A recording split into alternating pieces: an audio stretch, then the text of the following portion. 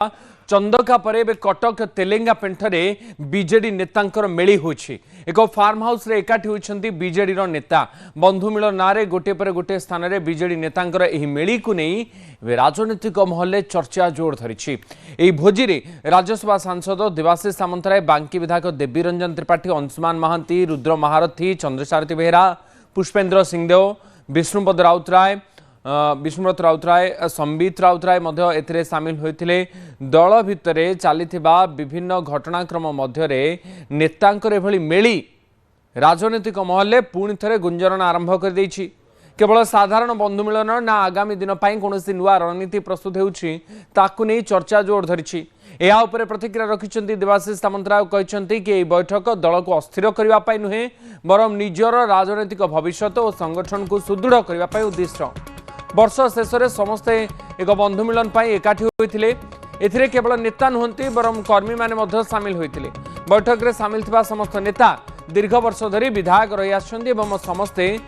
पाताल फुटा राजनीतिक परिवार आछन्ती। सेमानकु केही थोपी देई नांदी, तेणु निजर राजनीतिक आभिमुख्य को नहीं आलोचना करिवारे कोनोसी बारण नाही। देवाशीष कहिसन्ती कि पंचायत निर्वाचन रे दल को किए नेतृत्व नेबो किंबा सेमाने निजे निजे लोकप्रियतार प्रमाण देबे से नै मध्य चर्चा होइछि।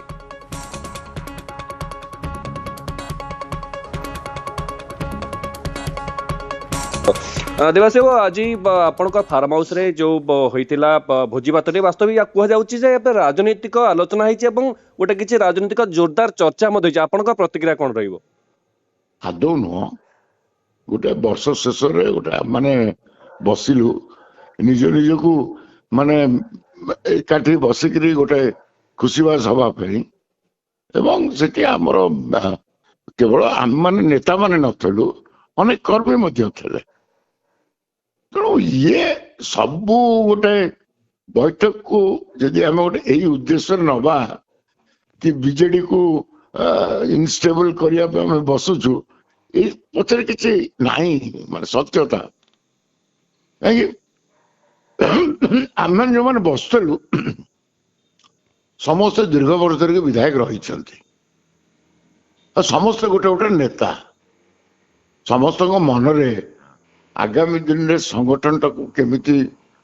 से माने मजबूत करके रखिए। पंचायत इलेक्शन आसुची यही समय रे कौन करवा केमिति आमे संगठित हबु निज निजर पतियारा निज निज अंचल रे रखि परिबु से विषय विशेष कर चर्चा है कहीं अति शीघ्र पंचायत इलेक्शन आसजिवो। तेणु यही जो पंचायत इलेक्शन रे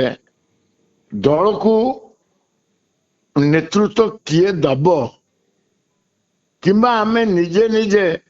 नेतृत्व नहीं निजर से अंचल आमर लोकप्रियता आमे प्रमाण देबू से विषय किसी चर्चा है। नेतृत्व किए नेबो एवं आपण माने जदि न नेते आपण माने नेबे यार अर्थ कोन बुझा यार कोन अर्थ बुझि साधारण दर्शक बा साधारण जनता कोन बुझिबे? नेतृत्व कोन निष्पत्ति नबो बिजु जनता दल रो किंतु आम बिना तो नहीं परिबन ना। एमाने सब गोटे गोटे अंचल रे एमाने गोटे माने पाताल फुटा परिवार रू आसुचंती राजनीतिक परिवार रू सब आसुचंती आंको थपा जाएनी। तेणु आम भी तो निजर पॉलिटिकल आभिमुख्य फ्यूचर संगठन को केमती बांधिकी रखिबू से विषय हमको विचार करिवार चिंता करिवार बैठक करिवार ए डेमोक्रेटिक सिस्टम रे किसी बारण तो नहीं ना। द्वितीय कथा रोची आज असंतोष देखा मिलला कटक बारबाटी कटक अनेक युव छात्र बीजेडी नेता से नुआ ऑफिस बियर रे से तालिकार ना नहीं असंतोष झाड़ुचन से माने कौन आपण कहबे एवं से नेता माने मध्य एई आपनक सहित भोजी भात आज मध्य शामिल थिले। तेणु ये ताकरी कोन सहित अछंती रहबे भी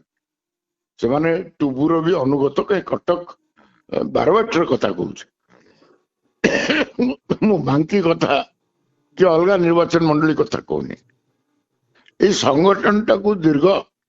मुझे दिन ये ପ୍ରମୁଖ ରାଜନୀତି କଲି 15 ବର୍ଷ ଧରିକି ଜିତିଛି 2 ଥର ହାରିଛି ଥରେ ସେତିବେଳେ ଗୋଟେ ନେତୃତ୍ୱ ଏଠି କଟକର ବିଜୁ ଜନତା ଦଳକୁ ପରିଚାଳନା କରୁଥିଲା ଆଜି ଯଦି ସେମାନଙ୍କୁ ସ୍ଥାନ ଦବନି ତେଣୁ ଆମେମାନେ ବି ତ ଗୋଟେ ଚିନ୍ତା କରିବୁ କି ଏ ସଂଗଠନକୁ କେମିତି ଆମେ ବାନ୍ଧିକି ଫେର ରଖିପାରିବୁ ତେଣୁ ଇଏ ତ ସ୍ୱାଭାବିକ ଏଥିରେ କୌଣସି ଦଳ ବିରୁଦ୍ଧ କାର୍ଯ୍ୟକ୍ରମ ହଉନି କିନ୍ତୁ ଆମେ ସଂଗଠିତ ହଉଛୁ ସେ ଛାତ୍ର ନେତା ମାନେ ଗୋଟେ ଚିଠି ମଧ୍ୟ ଗଣମାଧ୍ୟମରେ ଜାରି କରିଛନ୍ତି ଯେ ଅସନ୍ତୋଷ ଝାଡୁଛନ୍ତି ଚେତାବନୀ ଦଉଛନ୍ତି ୟା ଦ୍ୱାରା ଦଳ ଦୁର୍ବଳ ହେବ ଏବଂ ଯଦି ସେମାନଙ୍କ ନାଁ କେବଳ ଛାତ୍ର ନୁହଁ ଯୁବ ବି ହଁ ସେମାନେ କହୁଛନ୍ତି ଯେ ଯଦି ସଂଶୋଧନ ନ କରାଯାଏ ପରିବର୍ତ୍ତନ ନ କରାଯାଏ ତେବେ ଆନ୍ଦୋଳନ ମଧ୍ୟ ଚେତାବନୀ ଦେଖନ୍ତୁ, ଦଉଛନ୍ତି ଯୋଉଠି ସବୁ ଦଳ ମୁଁ ବାଜପାର ଉଦାହରଣ ଦେବି ଆଜି ଯୁବ ନେତୃତ୍ୱ କାହିଁକି ପ୍ରାଧାନ୍ୟ ଦିଆଯାଉଛି ଏଠି ଓଡ଼ିଶାରେ ବି ସେଇ ସମୟ ଆସିଛି ଯୋଉ ଯୁବ ନେତୃତ୍ୱ ମାନେ ତାଙ୍କର ଦଳୀୟ ସଂଗଠନ କାର୍ଯ୍ୟକ୍ରମରେ ଦକ୍ଷତା ଦେଖେଇ ପାରିଛନ୍ତି ସେମାନଙ୍କୁ ଯଦି ଗୋଟେ ଅଣରାଜନୀତିକ ବ୍ୟକ୍ତିଙ୍କର ନିର୍ଦ୍ଦେଶରେ ତାଙ୍କୁ କଟାଯିବ ତେଣୁ ଏଇଟା ବିଜୁ ଜନତା ଦଳର କ୍ଷତି ହବ ଆମେ ଦେଖିଛୁ ଯୋଉ ଯୁବ ଛାତ୍ର ନେତା ମାନଙ୍କ ନାଁ ନାହିଁ ତାଲିକାରେ କଟା ସେମାନେ ଆପଣଙ୍କର ଗୋଟେ ଆଗ ଧାଡିର କର୍ମୀ ଭାବେ କାମ କରନ୍ତି ଇଲେକ୍ସନରେ ନିର୍ବାଚନ ମୋର ସମୟରେ ଏକା ନୁହଁ ସେମାନେ ସବୁ ଷ୍ଟେଟ ଲେଭେଲରେ ଥିଲେ ତେଣୁ ତାଙ୍କୁ ହଟେଇବା ଦ୍ୱାରା କଣ ମେସେଜ ଭାବୁଛ ଦଳ ଦେବାକୁ ଚାହୁଁଛି କୋଉଠି କୋଉଠି ଓଡ଼ିଶାରେ ନ ହେଇଛନ୍ତି ସେମାନେ କେବଳ ଦେବାଶିଷ ସାମନ୍ତରାୟଙ୍କର କର୍ମୀ ନୁହନ୍ତି ସେମାନେ ବିଜୁ ଜନତା ଦଳର କର୍ମୀ ସେ ବ୍ୟକ୍ତିଗତ ମୋର ନୁହନ୍ତି ତେବେ କାହିଁକି ହଟାଗଲା ସେମାନଙ୍କୁ ଏବଂ ୟା ପଛରେ କିଛି ଭାବୁଛନ୍ତି ଷଡ଼ଯନ୍ତ୍ର ଅଛି ବା ସେମିତି ଯୋଜନା କିଛି ଦଳର ଅଛି ଦେଖନ୍ତୁ ଯେତେବେଳେ ଦଳ ରାଜନୀତିରୁ ସନ୍ନ୍ୟାସ ନେଇଥିବା ବ୍ୟକ୍ତିଙ୍କର ଯଦି ସବୁ କଥାରେ ତାଙ୍କରି ହାତ ଦେଖାଯାଏ ସେ କାହା ଉପରେ ରାଗିଛନ୍ତି ତାଙ୍କର ସେଠି ସବୁ ଚେଞ୍ଜ କରିଦେବେ ତେଣୁ ସେ ଇଏ ଗୋଟେ ମାନେ କୌଣସି ଦଳ ଏମିତି ଗୋଟେ ବ୍ୟୁରୋକ୍ରାଟିକ ଢାଞ୍ଚାରେ ଚାଲେ ନା କି ତତେ ଭଲ ପାଉନି ଆଇ ତତେ ସସ୍ପେଣ୍ଡ କରିଦେଲି ତା କାମ ଦେଖାଯାଉ ଦଳର କାମ କରିବା ଆଉ ହାକିମଗିରି ଦେଖେଇବା